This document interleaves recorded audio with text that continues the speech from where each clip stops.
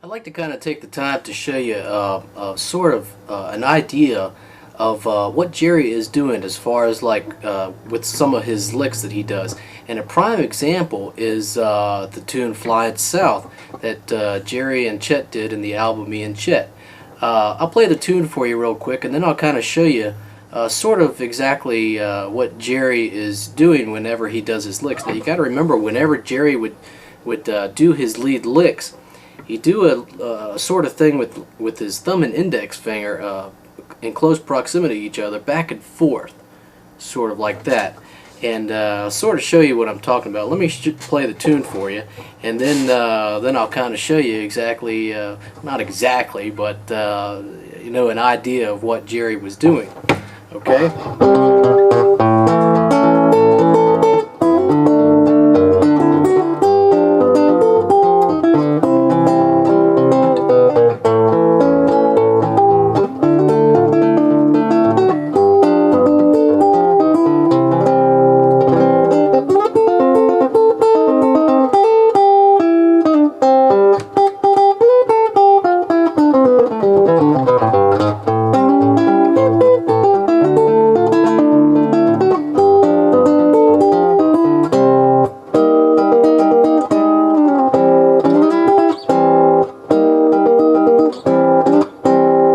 So now you see what the chords are that are used in that tune. An A, a D, a G, and a C.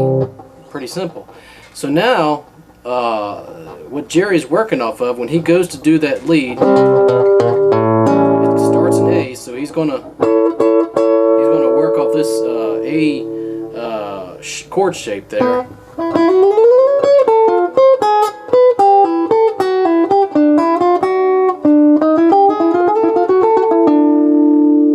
D, goes to G, and notice how I'm doing that lick there with these two. It makes you want to go fast because you're going back and forth. That's how Jerry was able to go fast on a lot of these licks, because they were in close proximity to each other, so he could go back and forth really fast and make the lick sound fast. Okay, so let me slow that down for you again.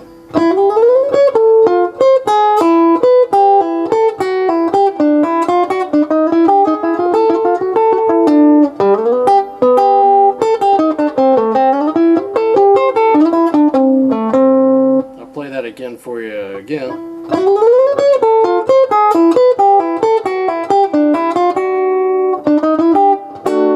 Working off the D. Let's see.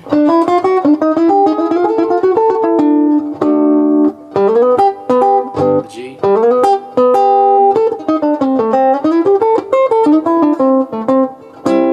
Working off the C.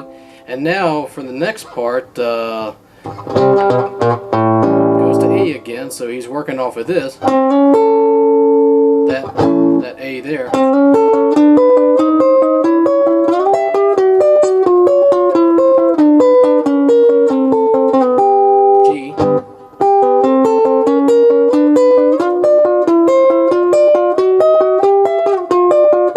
Just working off the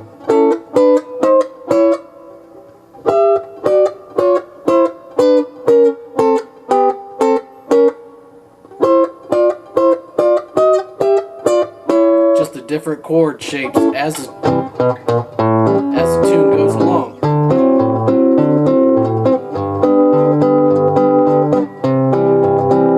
It's just the fingering that makes it sound complicated.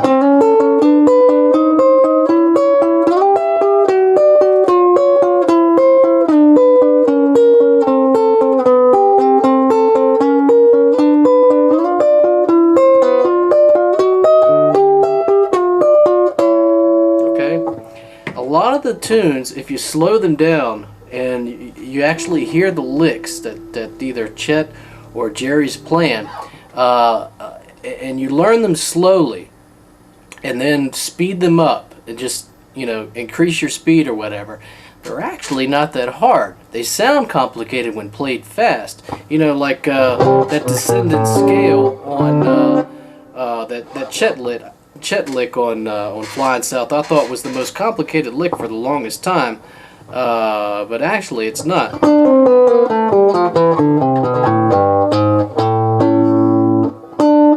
Let's see, it goes.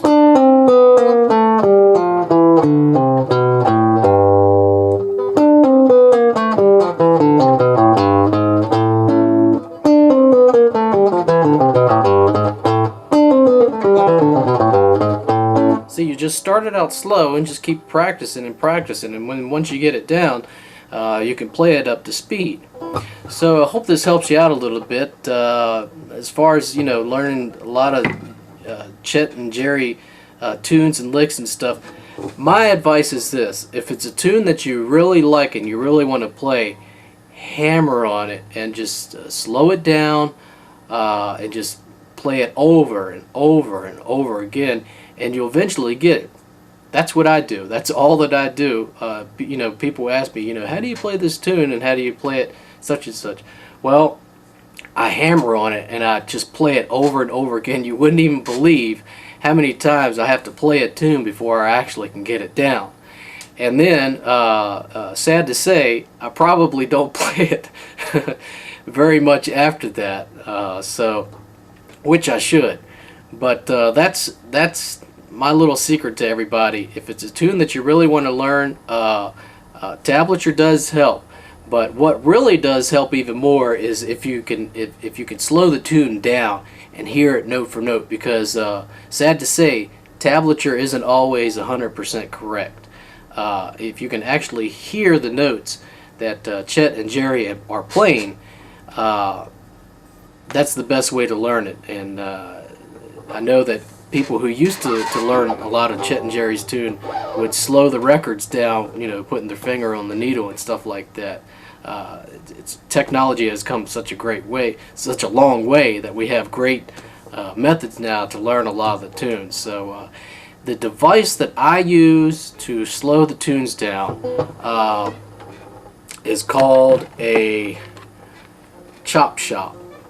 It's made by a company called C-Tech, and you can plug in a CD or a iPod or anything like that, and you can slow the tunes down at, let me see if I can put it up a little closer there. You can slow the tunes down half speed, I think a third speed, and 2/3 speed or whatever. But it has a power supply. It also works off a 9-volt battery. You can select left and right channels, which is great for like Chet and Jerry stuff. You can remove vocals. You can filter out different sounds and stuff like that, so you can just isolate just the guitar. It has different inputs. It has headphones. You can plug your guitar in and just listen to yourself play along with you know, a certain lick that you're trying to learn or whatever. It records, I believe, 30 seconds of a tune or phrase or whatever that you're trying to learn. So this is what I use to learn a lot of the tunes that I show you guys, like on YouTube or whatever. And you can change pitch as well. Just a really great product. Unfortunately, it's getting harder to find. Once in a while, you'll find one that'll pop up on eBay or Amazon or stuff like that. So hope I didn't talk you guys' ears off too much, but just some advice that I think might help you guys. So take care.